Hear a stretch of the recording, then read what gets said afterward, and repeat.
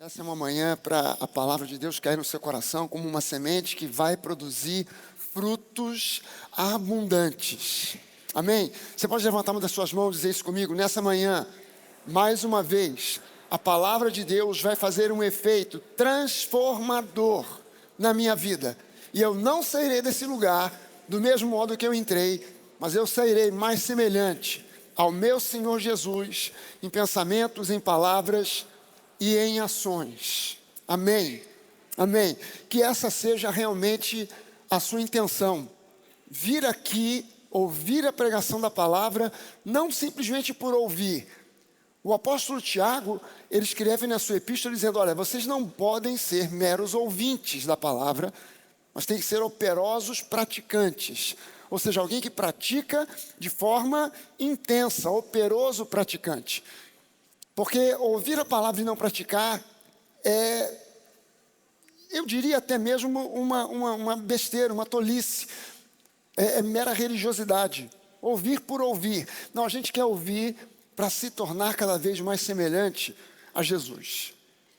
E esse é um grande fundamento. Deixa eu mostrar uma coisa para você aqui. Efésios, no capítulo de número 1. Deixa eu ler essa passagem aqui para você. É uma oração que o apóstolo Paulo faz pela igreja. Aliás, nessa epístola de Efésios, o apóstolo Paulo, ele faz duas orações pela igreja. E essa aqui é a primeira. Ele diz assim no versículo 15 do capítulo 1. Por isso também eu, tendo ouvido a respeito da fé que vocês têm no Senhor Jesus e do amor para com todos os santos, não cesso de dar graças por vocês, mencionando-os nas minhas orações. Peço ao Deus de nosso Senhor Jesus Cristo, o Pai da glória, que conceda a vocês espírito de sabedoria e de revelação no pleno conhecimento dele. No pleno conhecimento dele. Eu quero lembrar para você uma coisa. Paulo não estava escrevendo aqui para um grupo de pessoas não convertidas.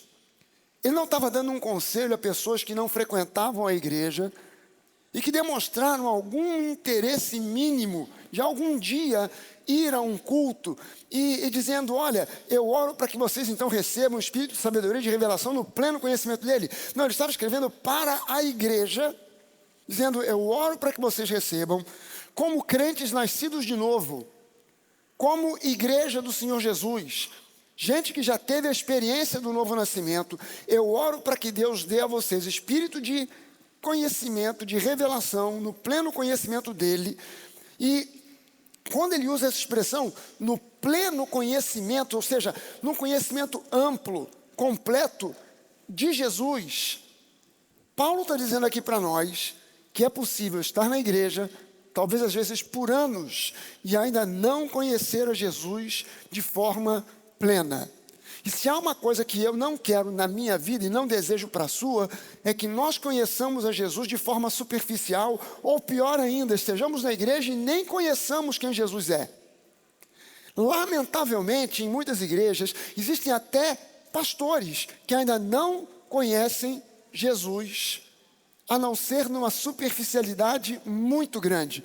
E nós precisamos mergulhar de cabeça em quem Jesus é. Mergulhar de cabeça em quem Jesus é mergulhar de cabeça na graça. Porque a graça não é uma ideia, a graça não é uma doutrina, a graça é uma pessoa. Jesus é a graça que se fez carne. Deus que se fez carne é a graça que se fez carne. Conhecer a Jesus plenamente é algo fundamental para cada um de nós que se diz crente em Jesus Cristo. Se eu creio nele, eu quero conhecê-lo de forma plena. Isso depende de revelação. Por isso Paulo diz aqui, eu oro para que vocês recebam revelação no pleno conhecimento dele. E eu comecei algumas semanas atrás uma série, estou dando continuidade nela hoje, para que nós entendamos, em primeiro lugar, que não é trabalho de Deus nos colocar no meio de uma crise. Crises acontecem, problemas acontecem, lutas chegam na nossa vida, mas não é Deus quem traz o problema para a nossa vida. Amém? A gente precisa estar muito consciente. Eu falei de alguns pontos aqui, eu quero passar muito brevemente nesses pontos aqui para a gente só refrescar nossa memória. É uma primeira atitude, uma primeira ação que eu preciso implementar na minha vida quando chega um momento de luta, de crise, de dor, de dificuldade. Seja ela da área econômica, seja ela na área emocional, seja essa luta na área familiar. Eu preciso, em primeiro lugar, reconhecer a fonte do problema. O problema na sua vida não vem de Deus. Deus não é criador de problemas, Deus é criador de soluções. Deus é Deus que não nos coloca no buraco, Ele nos tira do buraco, Ele não nos põe no vale, Ele nos tira do vale. Amém? A vontade de Deus é boa, perfeita e agradável. Então Deus não te dá doença, Deus não te dá problema, Deus não te dá dificuldades, Ele tira você do problema, Ele tira você das dificuldades, Ele é o Deus que cura, Ele é o Deus que abençoa. Amém? Essa é a natureza dele. A segunda coisa, eu disse que nós precisamos, se queremos sair da crise vitoriosos, nós precisamos nos firmar nas promessas que Deus fez através de homens, mulheres, de profetas. E quando a gente lê uma promessa, a gente precisa olhar para aquela promessa e dizer: isso hoje é parte da minha herança, é meu direito em Cristo.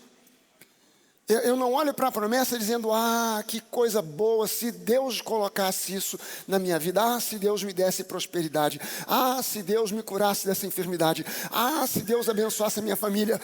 Não, a promessa, ela é para mim e para você parte da nossa herança, é nosso direito em Cristo desfrutar de cada uma das promessas que nos foi feita na palavra. Então eu preciso, no momento da crise, eu não preciso descobrir as promessas, eu preciso ir na palavra para rever promessas que eu até já conheço, coisas que eu já vi anteriormente.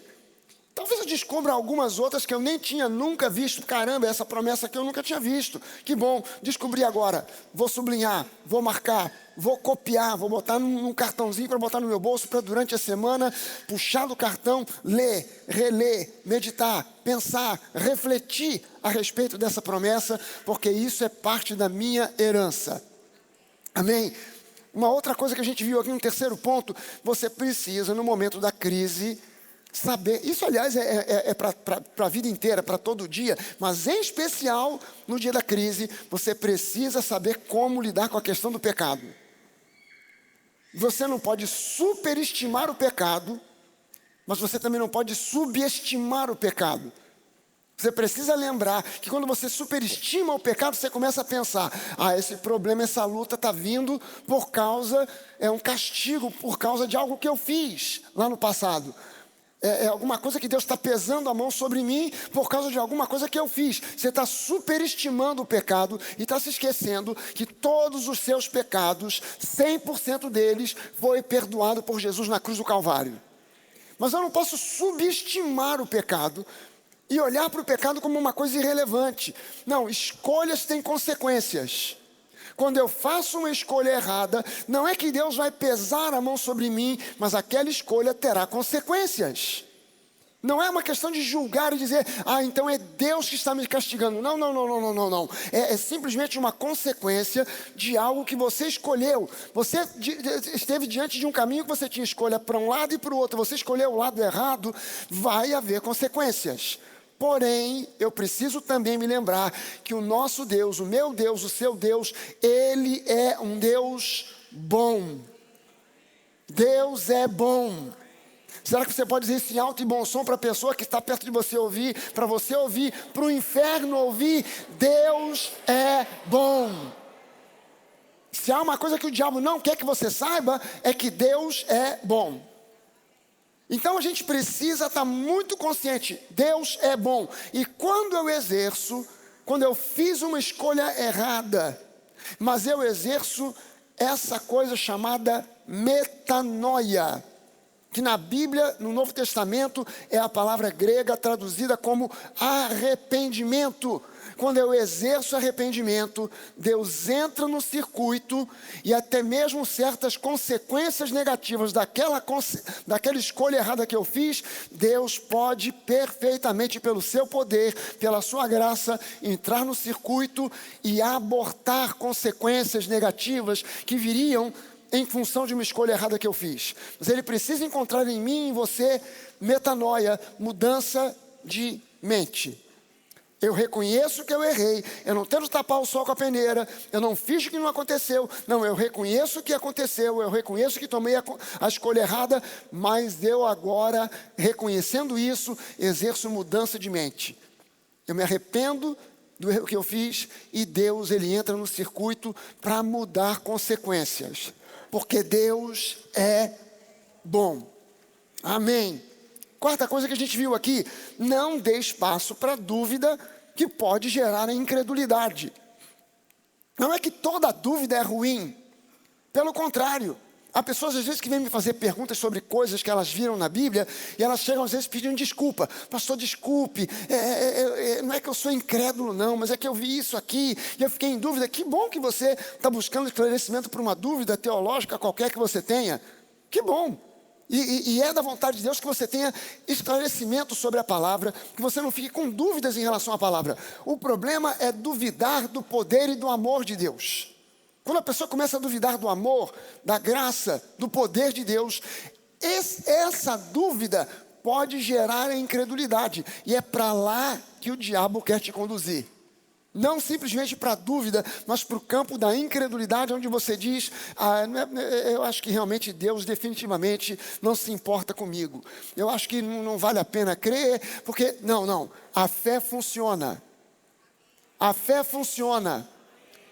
Você pode não ter resultados hoje. As coisas podem não acontecer amanhã.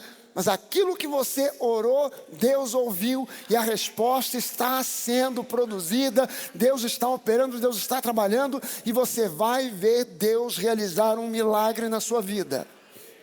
Aleluia. Amém. Então vamos partir para o quinto ponto.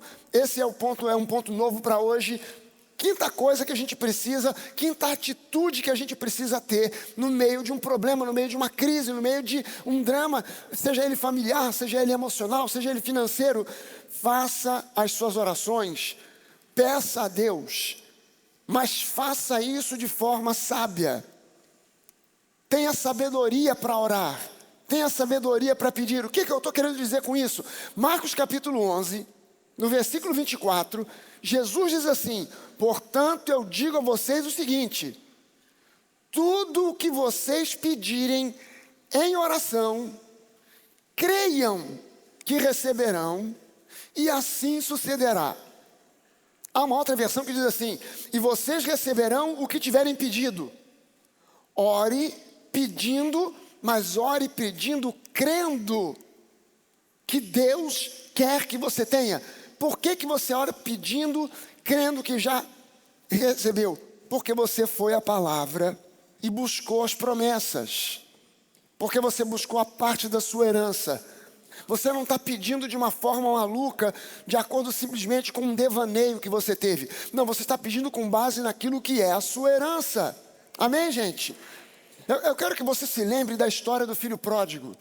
O filho pródigo, quando ele chegou ao pai, ele não pediu uma coisa doida qualquer. Ele pediu, pai, eu quero a minha parte na herança.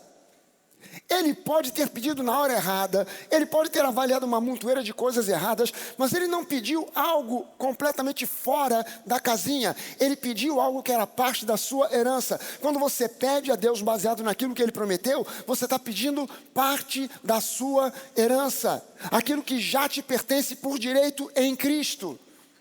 Então peça a Deus de forma sábia. Peça a Deus o que você quiser, mas peça de forma bíblica. Jesus aqui, quando ele diz isso que ele disse aqui em Marcos 11, 24, Jesus está falando de desejos e de necessidades pessoais.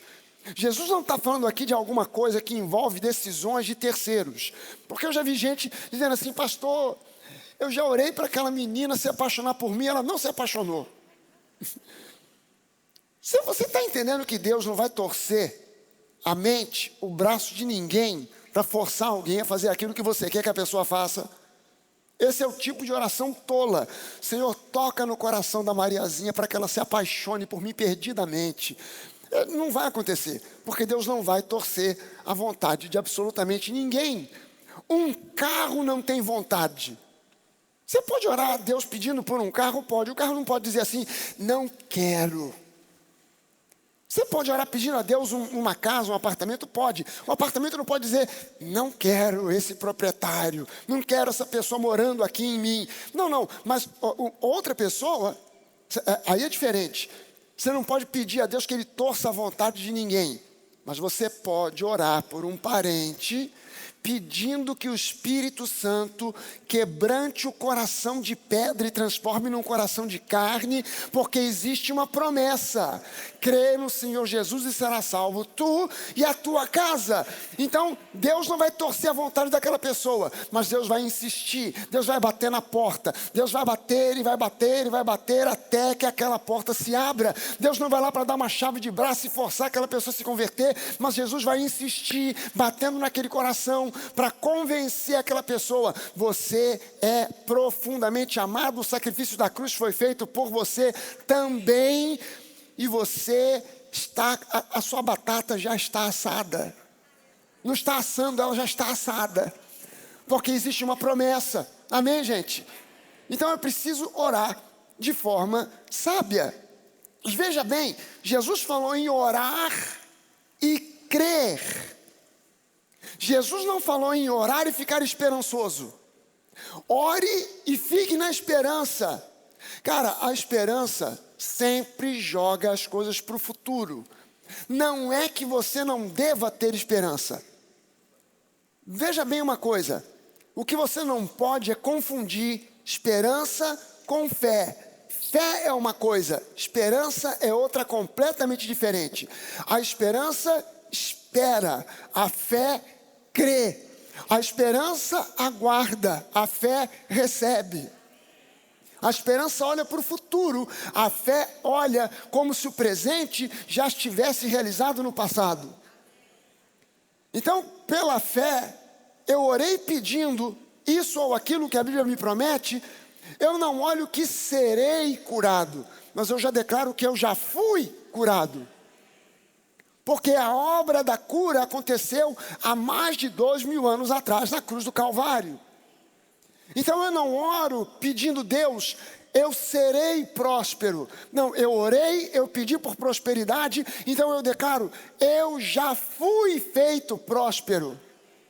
Porque Jesus Cristo, sendo rico, se fez pobre para que pela sua pobreza eu me tornasse rico. Então eu não creio que serei próspero. Eu já fui feito próspero há mais de 2000 anos atrás. Eu não creio nas coisas que a Bíblia promete para o futuro. Eu creio para agora, como se já tivessem sido realizadas no passado. Eu preciso olhar para as promessas e ver as promessas como algo que não gera em mim meramente esperança, mas que geram em mim fé.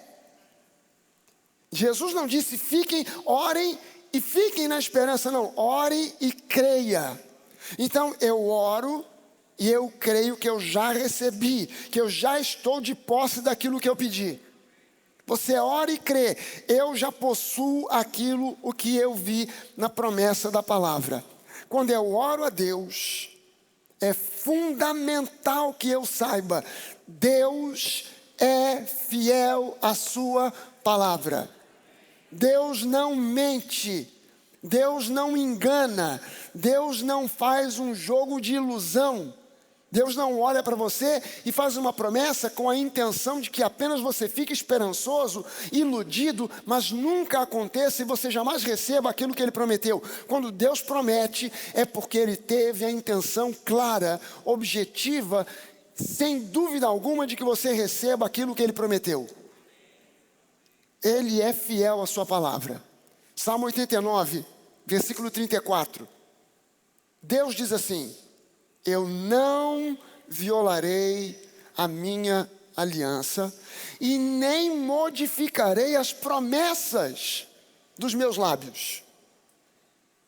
Deus tem com você e comigo uma aliança. Quem aqui é alvo da aliança, da nova aliança? Ele diz, eu não violarei a minha aliança. E eu não modificarei as promessas dos meus lábios. Deus não olha para as suas promessas e olha e diz assim, acho que eu exagerei. Acho que eu não devia ter prometido tanto assim.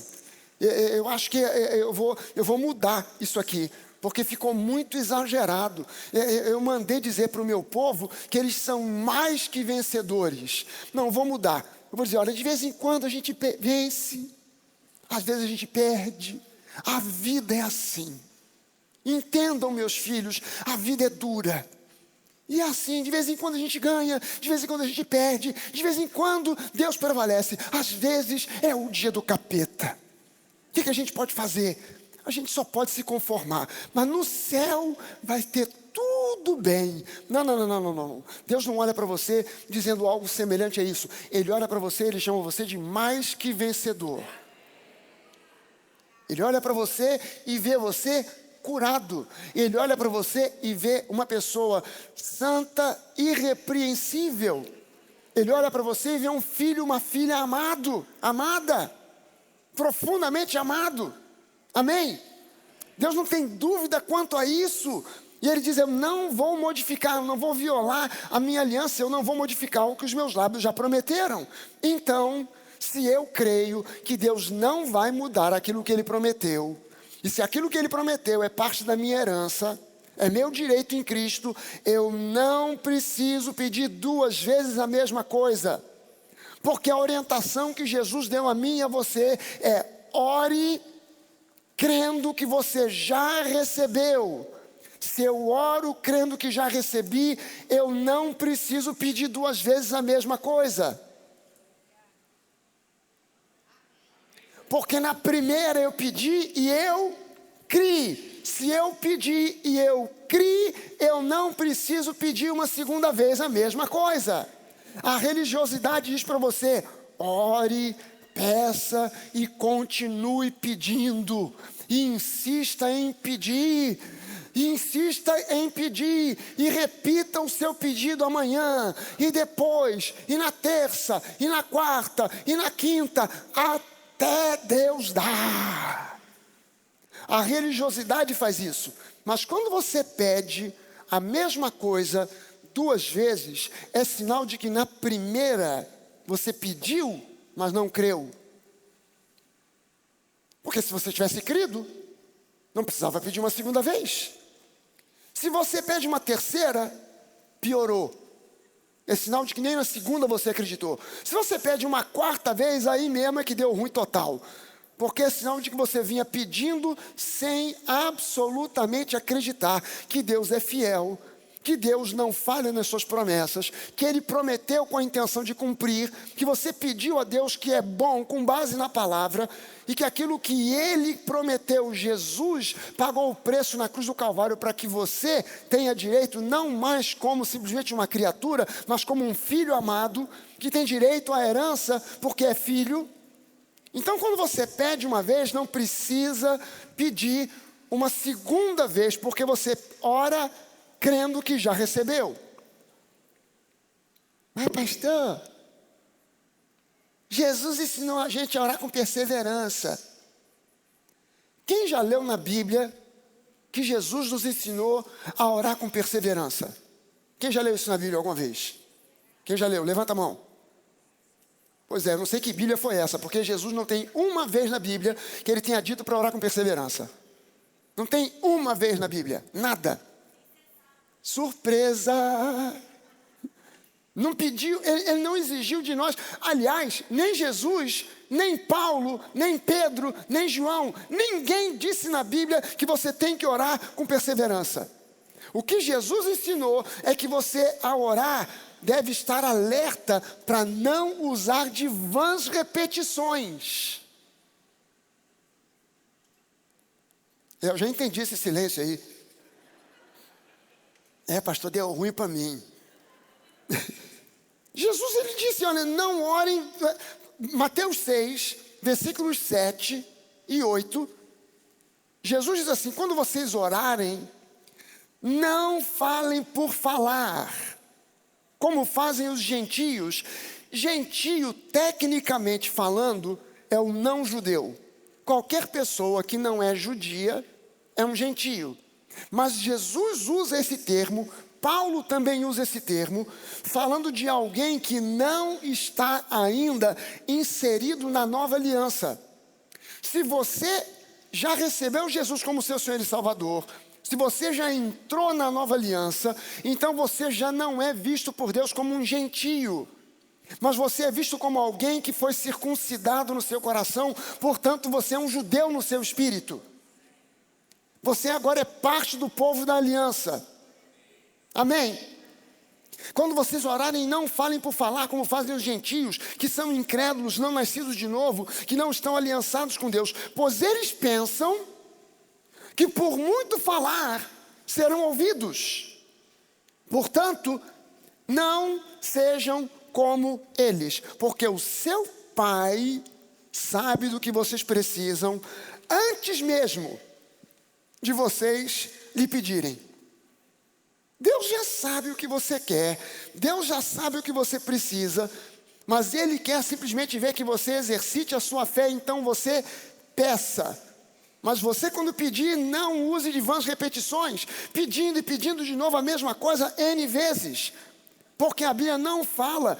Olha só o que a Bíblia diz no Novo Testamento, é a respeito da gente perseverar em oração e não orar com perseverança.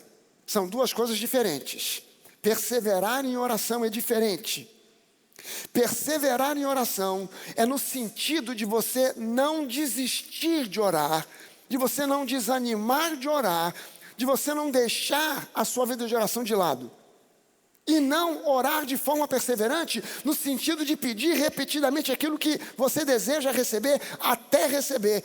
Porque o que a religiosidade passa para nós é que a gente deve pedir e continuar pedindo até queimar os fusíveis de Deus.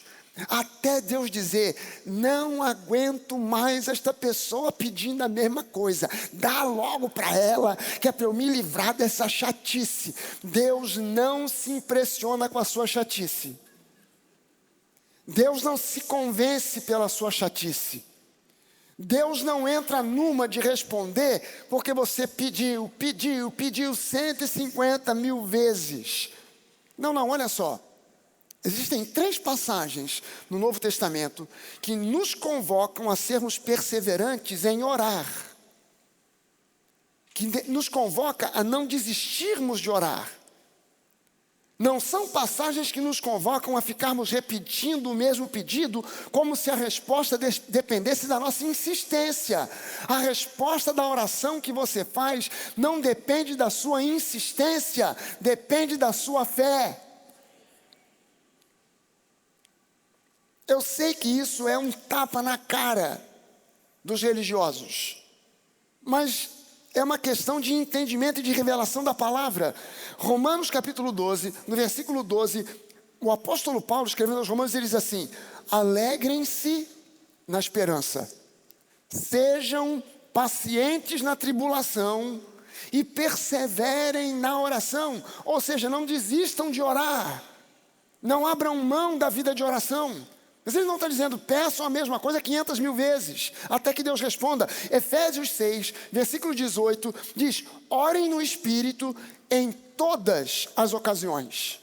Orem no Espírito, e orar no Espírito é sinônimo de orar em línguas. Orem no Espírito, orem em línguas, em todas as ocasiões, com todo tipo de oração e súplica. Tendo isso em mente, estejam atentos e perseverem na oração por todos os santos. Perseverem em orar, não desistam de orar, continuem orando. Colossenses 4:2 diz para nós assim, continuem a orar. Aqui, essa tradução que eu estou lendo aqui, essa versão, diz continuem a orar. Há uma outra versão que diz perseverem na oração.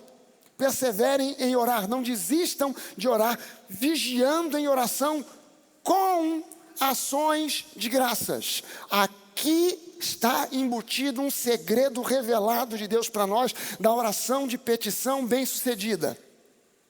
Quando você pede algo a Deus, você ora, pede e pede agora com ações de graças.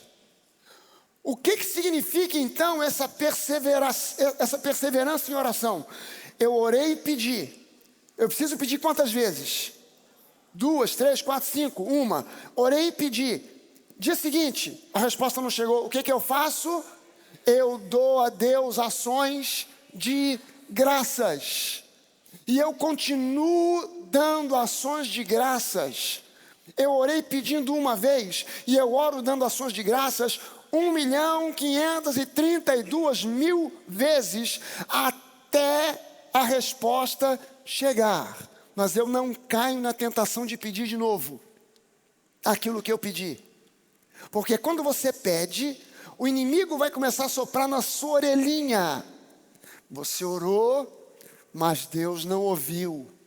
Tua oração não passou do teto. Você orou, a oração bateu no teto, quicou e voltou.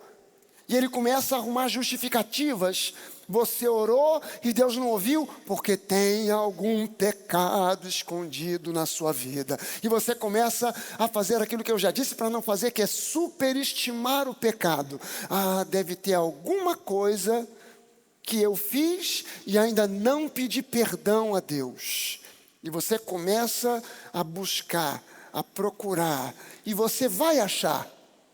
Porque quem procura, acha. Você vai encontrar. Sabe por quê? Porque você é um ser humano de carne e osso que tem defeitos, que erra.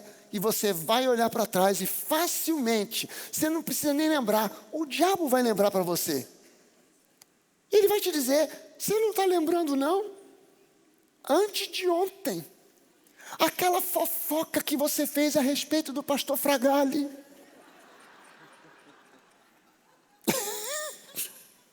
Aquilo que você falou sobre aquela irmã da igreja, sobre aquele irmão da igreja.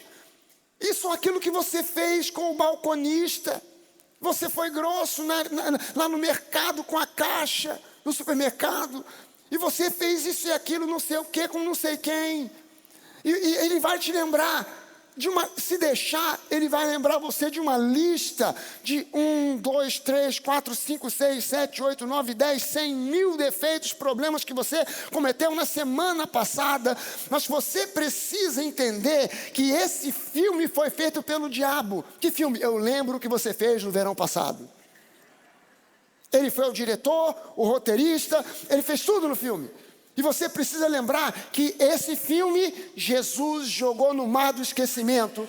E ele não se lembra porque é promessa bíblica dizendo, dos seus pecados eu jamais me lembrarei.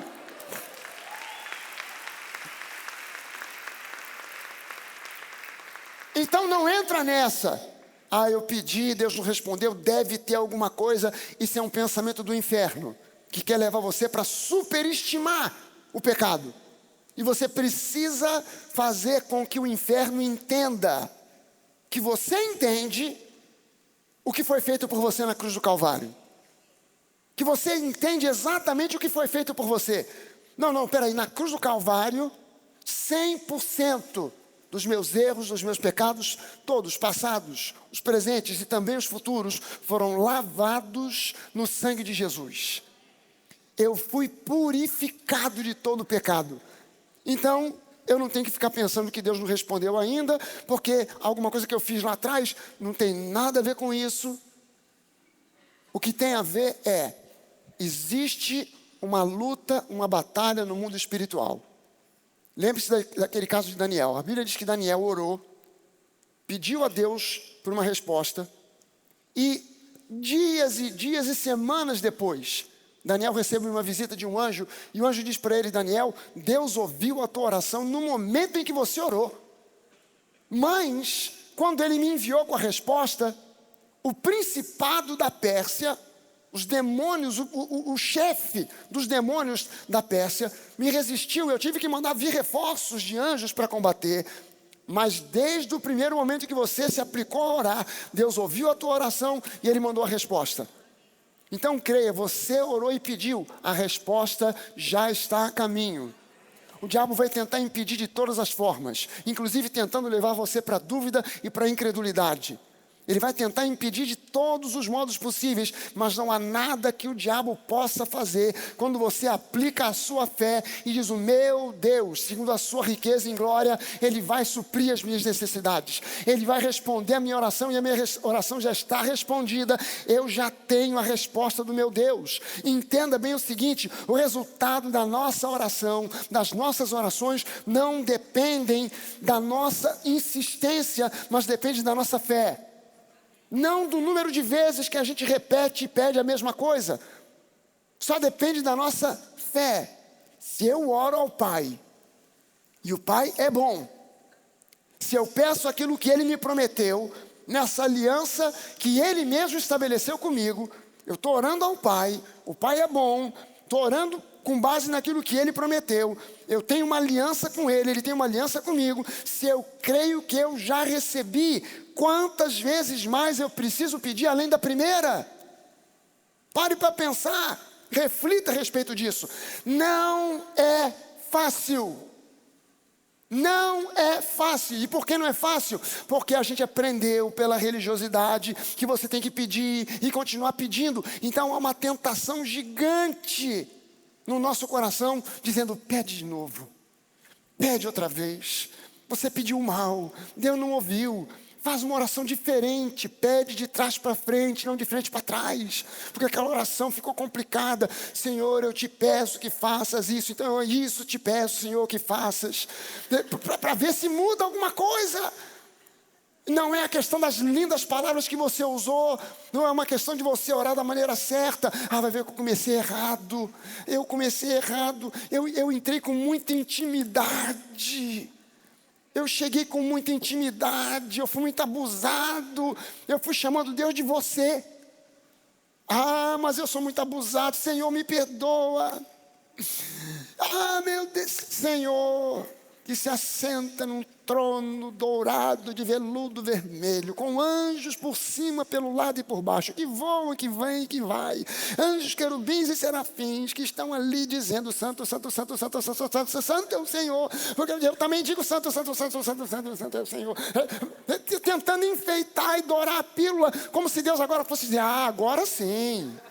Agora sim. Não. Deus é um Deus bom. Ele não está preocupado com uma oração que você faça de maneira complicada, usando um português rebuscado, para alguém que é candidato à Academia Brasileira de Letras. Deus não está preocupado com isso. Deus está preocupado com um coração sincero de um filho que chega diante dele em humildade e simplesmente fala a um pai que é amoroso. É um filho abrindo o coração e conversando com seu pai. Amém, gente? Então a gente precisa vencer a tentação de ficar pedindo e pedindo. Agora a gente tem que agradecer pela fé, por aquilo que ainda não chegou, mas que a gente crê. Deus já está providenciando, Deus já providenciou, e a promessa vai se cumprir, e a resposta vai chegar. Aleluia. Sexto ponto aqui: apresente o teu problema para Deus. Apresente o teu desejo, apresente o teu sonho para Deus. Peça em fé e não se deixe abalar pelas circunstâncias ou por sentimentos. Simplesmente creia e mantenha-se crendo. Não se deixe abalar. Peça a Deus, apresente a Deus o teu problema, fale com Ele, peça em fé.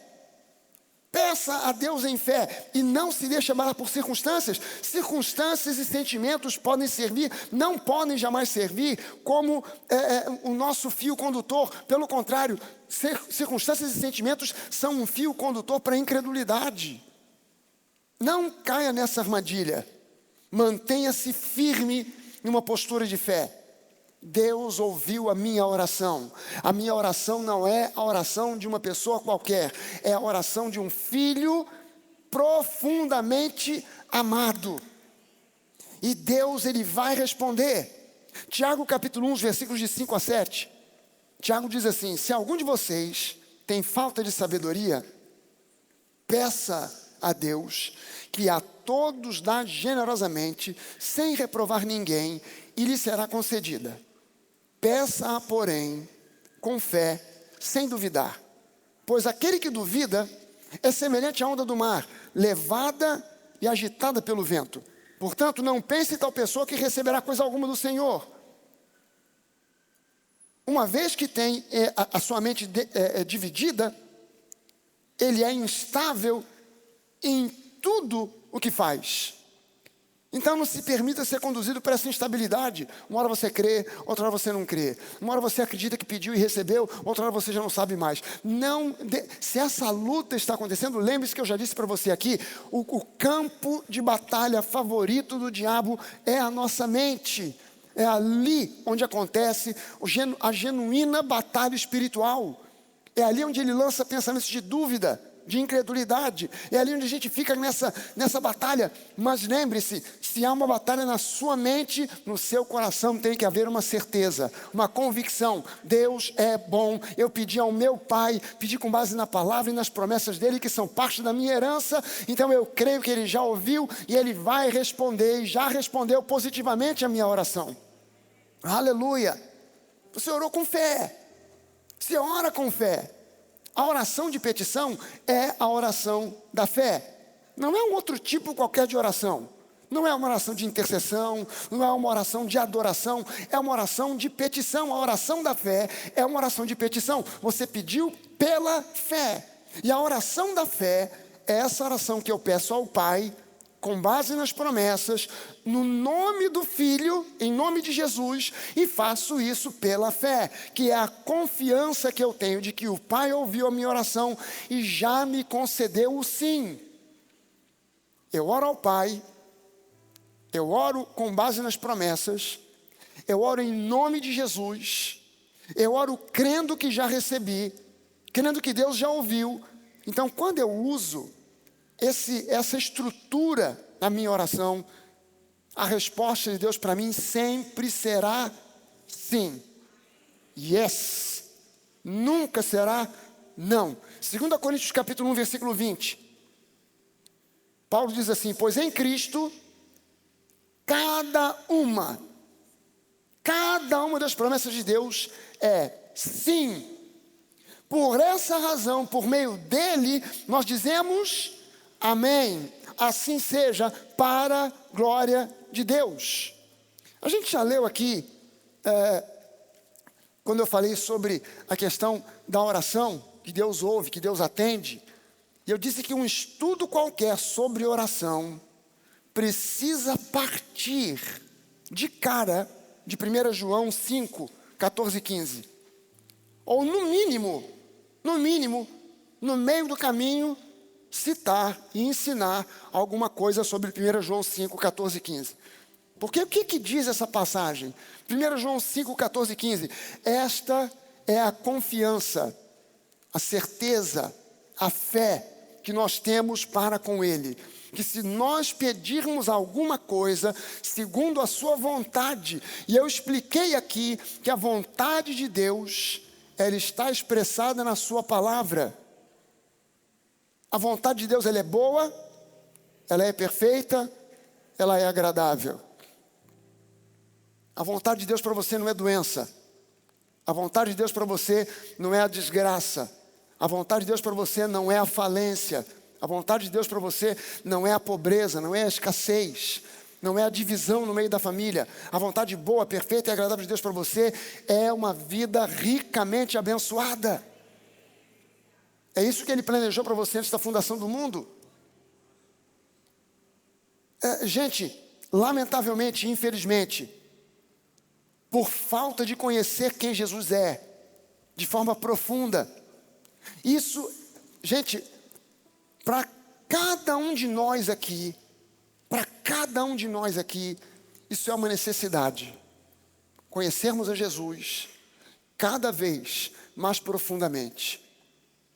Mas para quem ministra, para quem prega, para quem está no ministério, isso é algo essencial, fundamental. É uma questão de sobrevivência. É uma questão inegociável. Quem está no púlpito pregando precisa se aplicar a buscar em conhecer Jesus mais e mais profundamente a cada dia da semana. Não dá para pregar conhecendo Jesus superficialmente. E é por isso que, às vezes, eu, sem querer, eu não procuro, mas aparece para mim. Não sei se é o algoritmo que entende alguma coisa errada, e aparece para mim uns vídeos. Eu vejo uns pastores, às vezes, dizendo cada uma besteira. E eu olho para aquilo que o pastor está dizendo, e eu falo, meu Pai, dá revelação a esse homem de quem você é na realidade. Porque essa pessoa está pregando, mas ela não te conhece na plenitude de quem você é. Responde para essa pessoa aquela oração que Paulo fez lá atrás em Efésios, no capítulo 1. E dá para esse homem, para essa mulher, para esse pregador, para essa pessoa que está ensinando e ministrando, revelação, sabedoria, conhecimento pleno de quem Jesus é. Porque quando a gente não tem esse conhecimento pleno, a gente desconfia de Deus.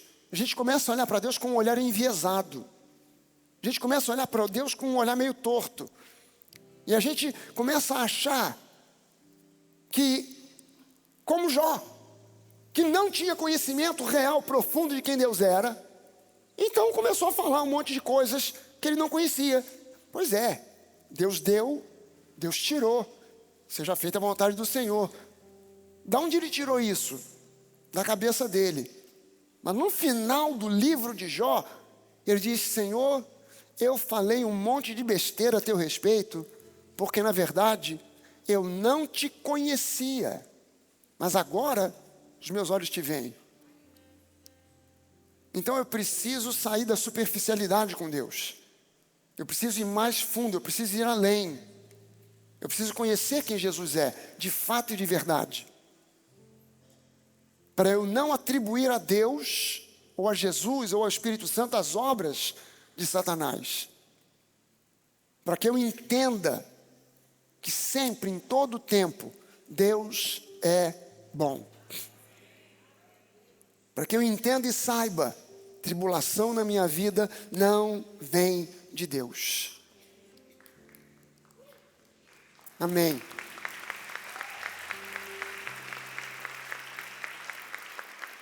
Deixa eu te dizer antes da gente orar.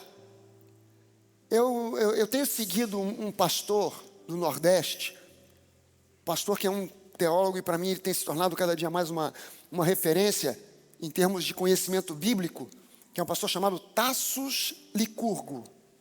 Ele é de Natal.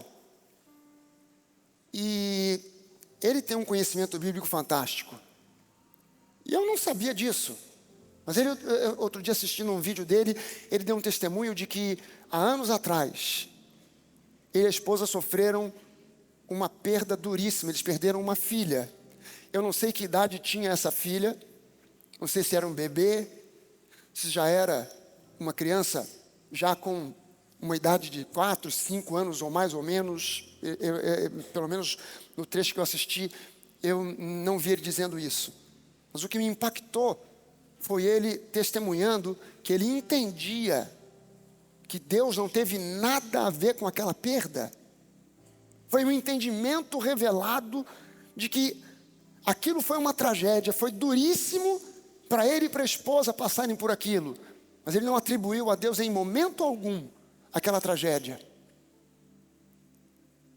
E é preciso que nós entendamos que muitas vezes passamos por situações na vida que a gente não entende. E talvez, durante toda a sua vida, você não vai entender.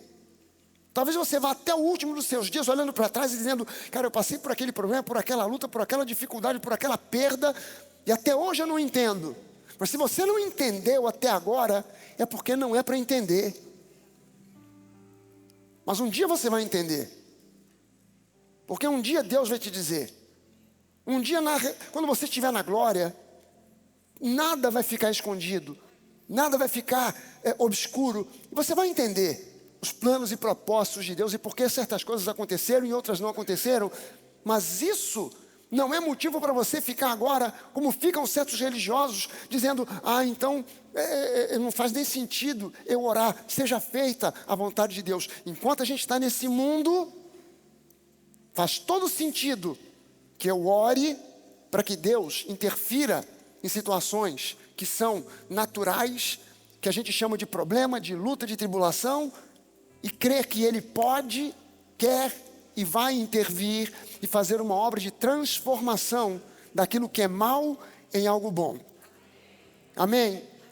Eu queria orar junto com você, queria convidar você para ficar de pé.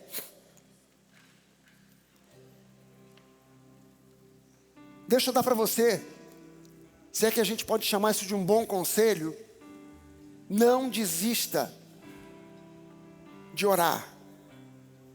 Não desista, não desanime. Eu sei que a gente tem um bocado de pessoas, um bocado de gente que acompanha os nossos encontros ao vivo pela internet. Outras pessoas que muitas vezes assistem o culto depois, durante a semana, já gravado.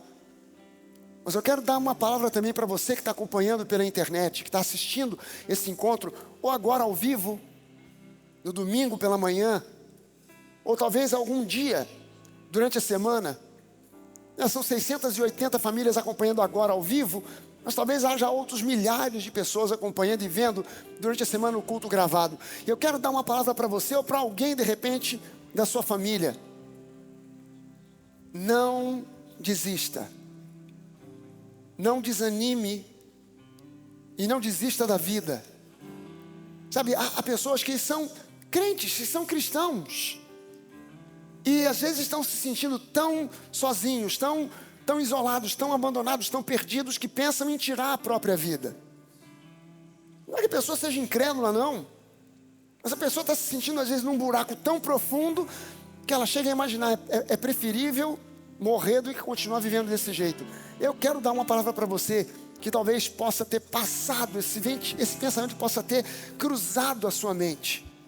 Deus, Ele tem resposta para a sua luta, para o seu problema, para esse sentimento de vazio, de desesperança. Deus tem resposta para isso. Deus não olha para você e diz: olha, agora você está por sua conta, se vira. Nunca. Eis que eu estarei com vocês. É algo que Jesus nos prometeu. Eu estarei com vocês todos os dias, até a consumação dos séculos. Jesus está bem aí do seu lado agora, right now. Agora, exatamente agora, Jesus está aí do seu lado, para te abraçar, para te confortar, para te consolar, para te trazer esperança, para te trazer uma luz para alguma coisa que Ele pode, quer e vai fazer. Que talvez agora pareça que não está acontecendo e não vai acontecer nada. Mas sabe que essa é uma especialidade interessante do Senhor Jesus. Dá a impressão que o diabo está fazendo, acontecendo e prevalecendo. Mas de repente, no dia de Pentecostes, de repente, ninguém sabia como era, quem era, o que ia acontecer no dia de Pentecostes. Os discípulos estavam reunidos ali, apenas esperando, eles não sabiam nem o que. E de repente, veio um som como de um vento impetuoso.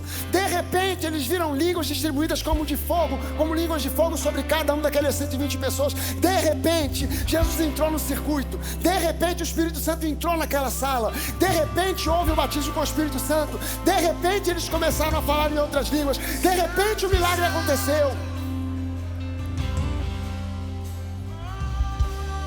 O diabo trabalha, ele faz um estardalhaço danado, e a gente está vendo o que o diabo está fazendo. Mas de repente o Senhor entra no circuito. De repente Ele vem do nada. De repente algo acontece. De repente a vida muda. De repente o pensamento se altera. De repente a cura chega. De repente a grana chega. De repente o problema resolve. De repente Deus faz.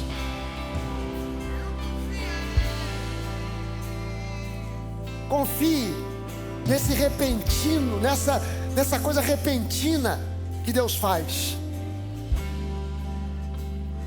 que surpreende a mim, a você.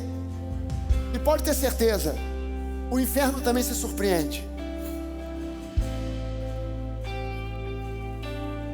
Você pode levantar as suas mãos. Você pode afirmar no seu coração, na sua mente. E se você quiser, você pode declarar isso em alto e bom som. Não só você que está aqui ao vivo presente, mas você que está acompanhando pela internet também, levantando as suas mãos, dizer: o inferno jamais prevalecerá na minha vida. Jamais prevalecerá. Aleluia. Você pode levantar as suas mãos e dizer: eu confio em Deus, meu Salvador, que não falhará. Aleluia. Oh!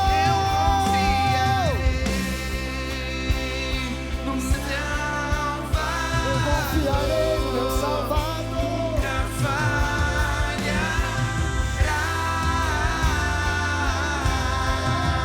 Nunca falhará. Confiarei, meu Salvador. Nunca falhará. Nunca falhará.